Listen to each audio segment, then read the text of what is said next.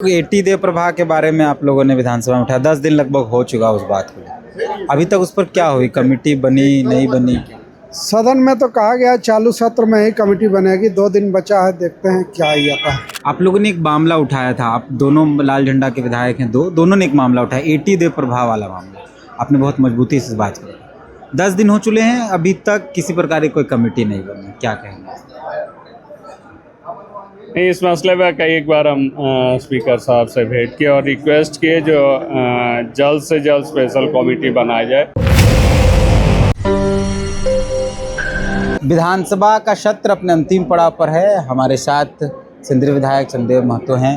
दादा, आज जातीय जनगणना पर कल भी बात हुई, आज भी बात हुई, आपका क्या स्टैंड है पार्टी का? जाति गणना निश्चित रूप से होनी चाहिए और पहले इसके जो पूर्व ये था विधानसभा था, पंचम विधानसभा, उसमें यह भी हुआ था कि न जाति जनगणना कराया जाएगा।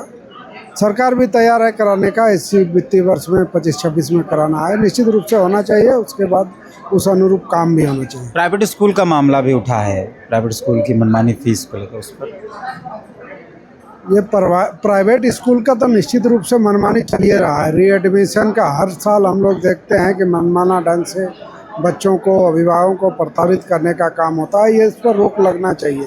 रीएडमिशन का तो सवाल ही नहीं होना चाहिए, लेकिन हर एक स्कूल में किसी न किसी रूप में इसको किया जाता है। इसको सभी माननीयों को मिलके एक ठोस ही में जाने का ज़रूरत है। कहीं कि माननीय अपना भी कुछ ई में चल जाते हैं, कहीं हो सकता है लोगों का प्रशासन में रहे, लोगों का माननीयों का भी स्कूल चलता है, जिसके कारण ये ठोस रूप का कानून का रूप नहीं ले पा रहा है। हम समझते हैं कि ये बच्चों का और अभिभावकों का जो दोहन हो रहा है, इस पर रोक लगनी चाहिए।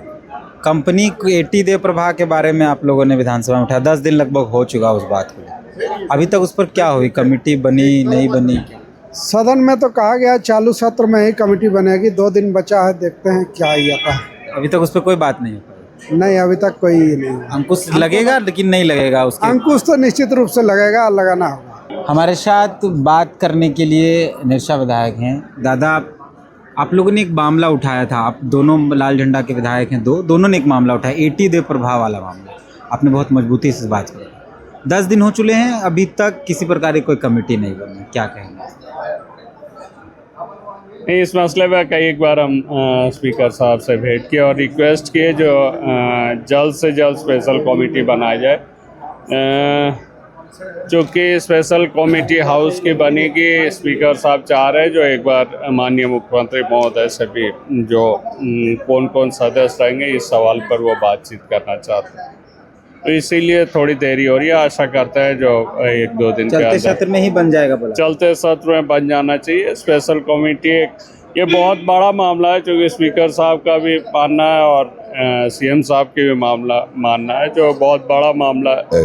ये मामला सिर्फ एटी दे प्रभाग का नहीं, हमने कहा जो टोटल आउटसोर्सिंग एमडीओ एवं रेवेन्यू शेयरिंग की जो माइंस चल रही है, जो सरकारी ज़मीन पर माइनिंग कर रहे हैं बिना पैसा दिए हुए, जो रैयतों की ज़मीन को हड़पने की कोशिश कर रही, अगर सबकी आकलन की जाए तो कई 1000 करोड़ की रेवेन्यू हम समझते हैं जो झारखंड सरकार को आने की बात है। तो हम लोग बाकायदे वहाँ आमीन ले जाके नापी करके इन तमाम चीज़ों को करने की कोशिश करेंगे, ताकि हम लोगों की सरकारी ज़मीन का मुआवजा है। प्राइवेट स्कूल का मामला उठा, मनमानी फीस।